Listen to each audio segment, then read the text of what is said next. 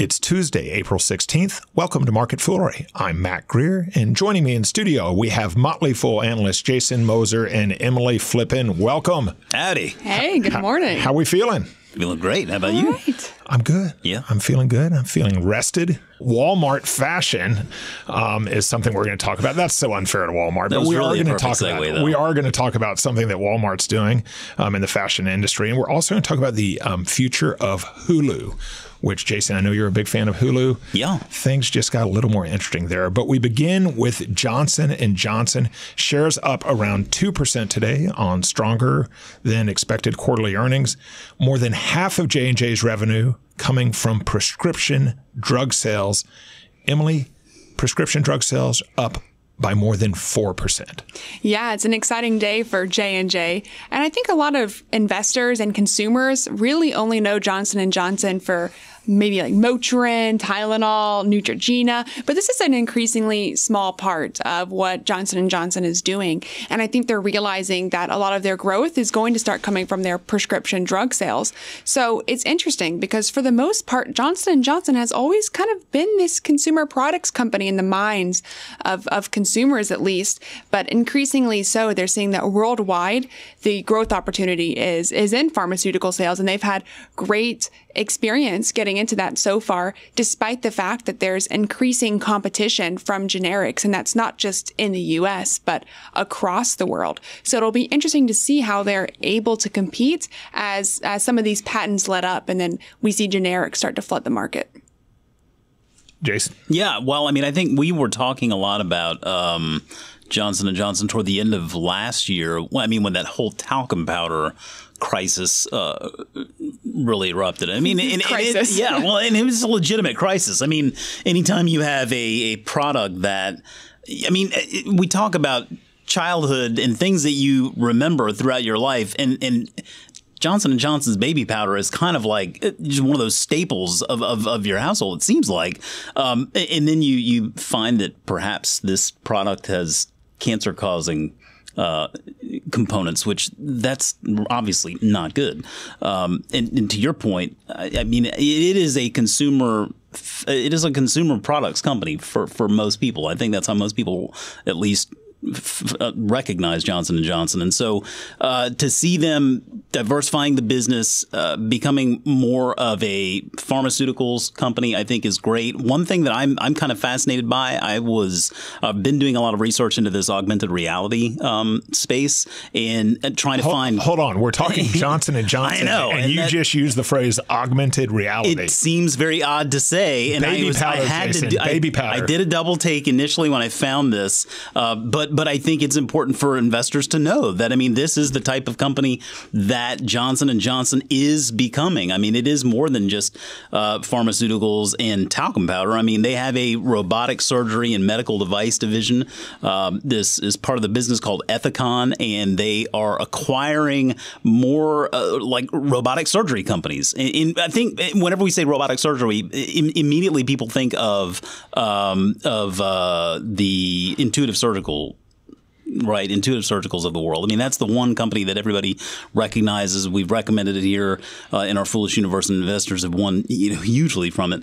But Johnson & Johnson is pursuing more in that space as well. And so I think that you're going to find as time goes on, they will diversify their business away from just these pharmaceuticals even in becoming more than just like talcum powder. And I think that's why at the end of last year we were talking about that could be a very good time to actually buy the stock when that headline first hit, because obviously the stock tanked. It is looking like that probably was a pretty good time to buy the stock.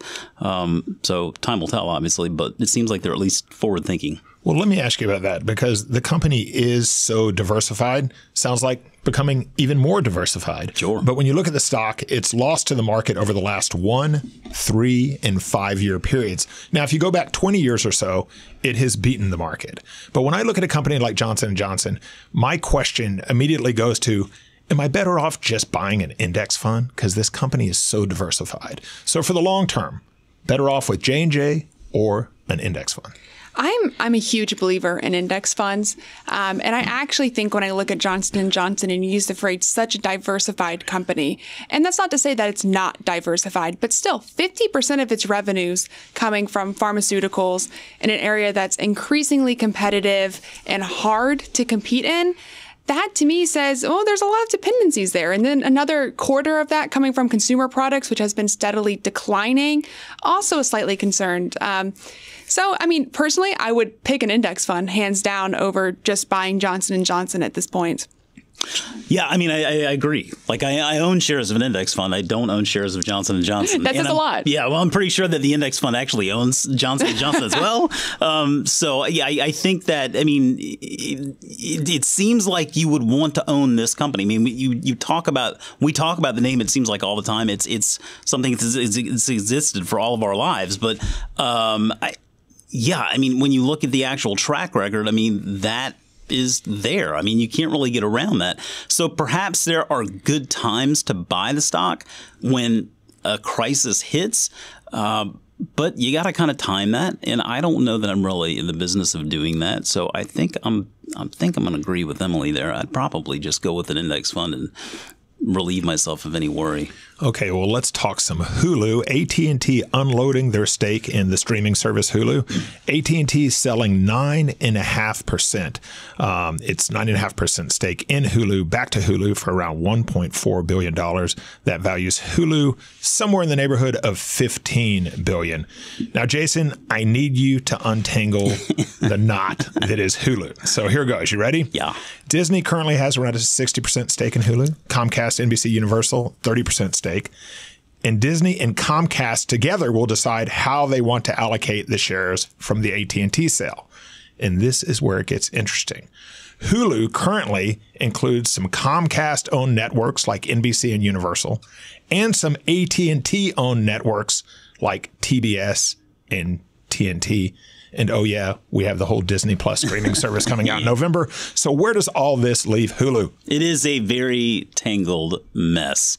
But I simplify it in that I think ultimately, at the end of the day, Disney will own Hulu outright. And I think that, I mean, we're only seeing that play out, right? I mean, they used to own a little bit of it. Now they own more of it. And they have a controlling stake. Own even more of it. Exactly. As a Hulu subscriber, I don't know that Hulu was really ever that compelling of a product until they actually came out with the live offering. And that honestly was when we first started subscribing to Hulu. And what does that include? That essentially it's basically cable. I mean, for those of you who have cable, I mean, you get all of those channels and you watch probably a fraction of them, but that's ultimately what Hulu Live is. I mean, it's a whittled down version. It's a condensed version. It's really the channels that most people watch the most of. But they essentially have taken that cable idea of bundling and just made the bundle a bit more relevant. And, you know, for people who like sports, for people who like news, for people who want to watch TV where live matters, that is a very compelling offering because it does still completely separate you from the cable company. And that's a nice thing to be separated from. Like having no cable box is really a special thing. I'm not going to lie, Mac. I like it. So along those lines, when we've been talking about Disney Plus, which will launch in November, a lot of people obviously make the comparison to Netflix and they ask, is it going to be a Netflix killer? How is that going to shake out? Yeah. But if you combine Disney Plus with some Hulu type offering and ESPN, then maybe we're asking the wrong question, right? Maybe Disney is really trying to win the whole living room. They're trying to go after traditional cable companies. And so maybe Netflix is too small.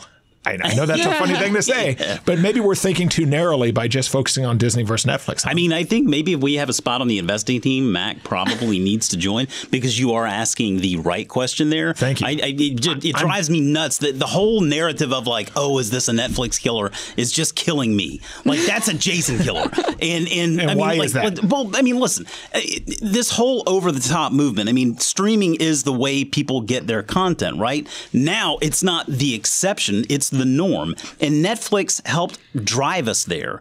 They got us there. And so regardless of what we may be getting as far as like Hulu Plus and Disney Plus and ESPN Cubed. I mean, anybody's guess, right? But I think at the end of the day, Netflix is always going to be one of those subscriptions that people just want to have in their home. It's cheap, it's easy, and that's the thing is like people are familiar with it. They have developed a brand identity as like you can go there and find something. I mean, I don't think the content is all that great personally, but hey, we're subscribers still. So I don't think it's a Netflix killer. I think really the traditional cable relationship is now probably on its way out. Well, this conversation is killing me a little bit because we're sitting here talking about how great streaming services are. We're not going to mention the fact that AT&T is selling their stake, and for what? Do you know what they're going to do with the proceeds? Did you see?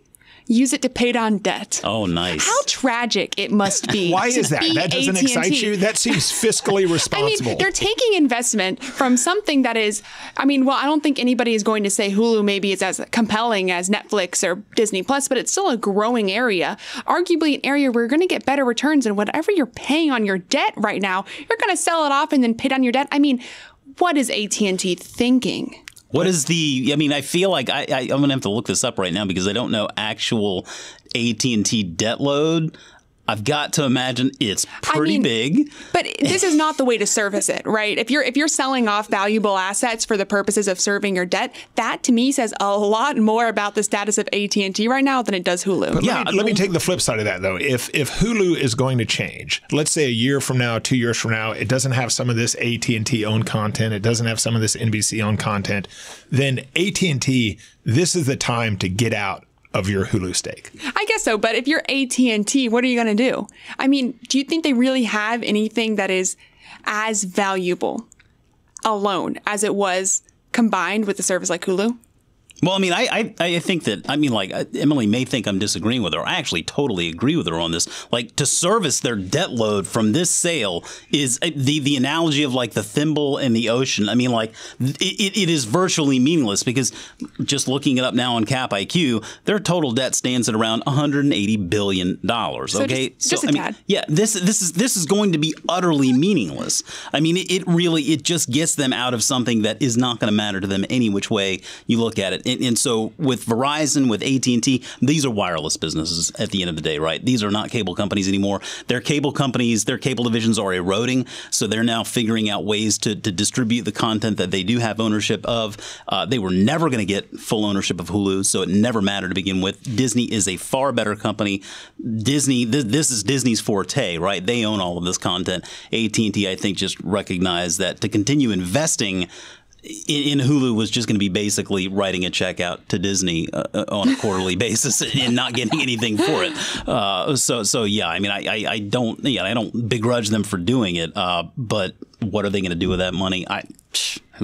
It's paying down the debt. It's not going to matter whatsoever. Nothing that's going to return any value. Maybe they can, help Apple out because I just get this growing sense that Apple's streaming service. Well, I feel like if AT&T is coming to Apple's help here, I think Apple has bigger concerns. Well, have you seen Bob Iger's comments on Apple's streaming business? I mean, ultimately, Iger, he's on Apple's board, right? Yeah. And so he's asked questions about Apple's streaming service, and I mean, he essentially just said, "Hey, it's immaterial. It's like not even a part of their business." Yeah. And I mean, Apple really, I bet you right now, Tim Cook covets that Disney content move, right? Hulu, ESPN Plus, Disney Plus. I mean, Tim Cook is probably looking right now and thinking, I wonder how big of a check he could write to just buy Disney outright. Well, that was the talk a few years ago, right? Well, I mean, he probably should have been talking about doing it then. Iger's on his way out, right? I mean, he's finally actually committed. I think 2020. Is that it? I'm not holding my breath. You don't think? Maybe, I don't know, but obviously that check would have to be a lot bigger now. Maybe if you're Tim Cook, you go to Iger and you're like, "Hey, I noticed AT&T just sold their 9.5% stake in Hulu. How about if we buy that 9.5% stake?" It seems to be, it makes the problem worse. I think ultimately it just taints a relationship that seems to be working all right. Okay. At least if you're a Disney. Okay, well, we will keep an eye on it, and we will try to avoid using the term Netflix killer. Please do. Okay, our final story here, Walmart getting into the subscription box for apparel game on Tuesday. Walmart announcing a partnership with Kidbox. The new Walmart Kidbox Style Box will offer 4 to 5 fashion items for around $48, which is around 50% off the suggested retail price for that group of bundled items. So, Emily, this strikes me as sort of a Stitch Fix for kids.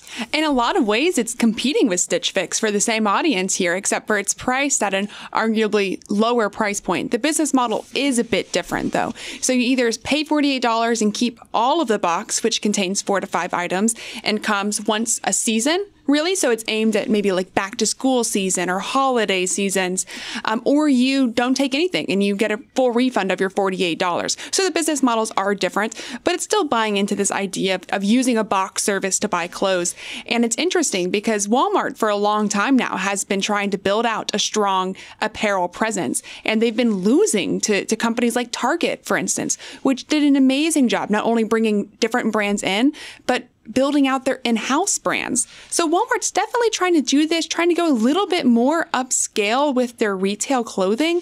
My only concern is we have seen companies come into the box service and just continue to fail. I mean, you think Nordstrom with Trunk Club, they've been losing money on Trunk Club for a long time now. We saw Gap try to do a kid and babies box service and then 14 months later pull out. Even Stitch Fix is struggling in this space, and they're much more than just kids boxes.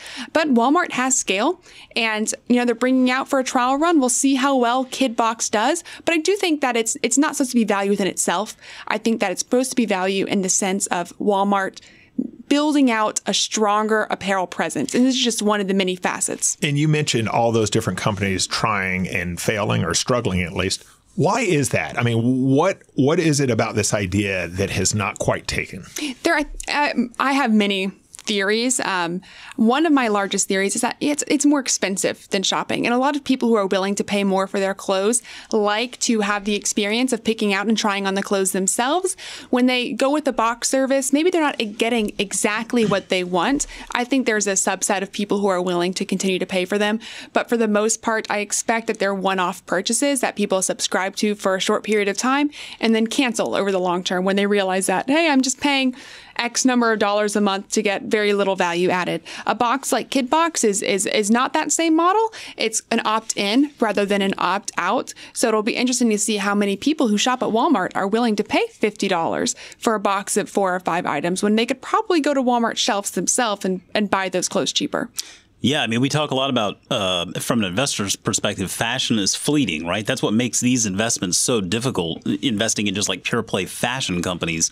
They're hot, and that's great, but when they're not, boy, are they not. And it's tough to get it back. So I think if for Walmart, this is a pretty easy bet to make, right? I mean, if it totally fails, it's not going to affect their business whatsoever. If it succeeds, well, it'll affect their business probably a little bit. It'll be good, but I mean, it's not going to be anything that makes or breaks the company either which way. So a little bet. Yeah, well, a little bit. I mean, we kind of have fun with that. A kid-sized bet. Jason, you just mentioned that fashion was fleeting. And so along those lines, I want to ask both of y'all about some fleeting fashion. When you look back on your early years, when you look back on your time as a kid and what you wore as a kid, does anything stand out? I had some quality blunder years when I was a kid. I was a little bit of a rebel. I didn't like to wear what other kids were wearing. And so I protested jeans for a very long time. And I wore instead these mid-rise gaucho pants back when gaucho was really in style. And occasionally I think about getting back into it. I mean, they were comfortable. Now I've unfortunately given in to the jean craves. But gauchos, man, they need to come back. Mid-rise gaucho pants. Oh, yeah. They went out to my shin. As a statement. Oh, yeah. My parents were embarrassed to go out with me. It was flipped around in our family. Jason? I mean, like I've played golf all my life, so I mean, I've been probably like just a walking fashion nightmare just by virtue of that alone. I see pictures of like when I was a little kid, like 2-3 years old. So I'm not like trying to throw this completely on my parents, but I saw like these pictures of me in like this. It's like this.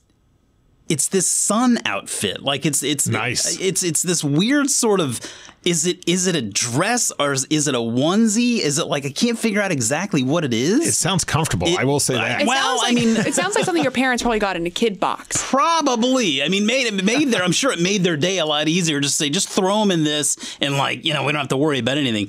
And I look at these pictures today and I'm thinking, man, what the hell were they thinking? Like, that is pure make fun of Jason material right there. Yeah. And I think I actually have a picture that I'll be happy to tweet out in reference to this so that people can make fun of me. That's commitment. Because this was like one of those things where you're like, oh my God, I didn't make that choice. I don't think I would have made that choice if I was given the option. But man, oh man, what were they thinking? You're not getting that in Kidbox. No.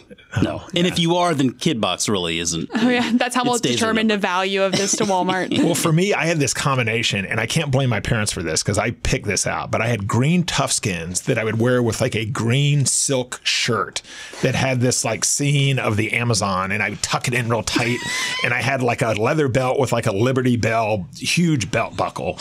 And this will shock you, but looking back, I don't think it worked. No, I just don't think. But look at where you are today. Yeah, well, I mean, you are working here, lovely wife, 2 kids. I mean, really, it all worked out. But I'm still a bit of a slob. I'm still fashion challenged. I think it's fair to say. Okay, so the desert island question: if you're on a desert island for the next 5 years, you got nothing going on, so you have to basically buy one of these stocks because you really got nothing going on, and you have to own it for the next 5 years. We got J&J.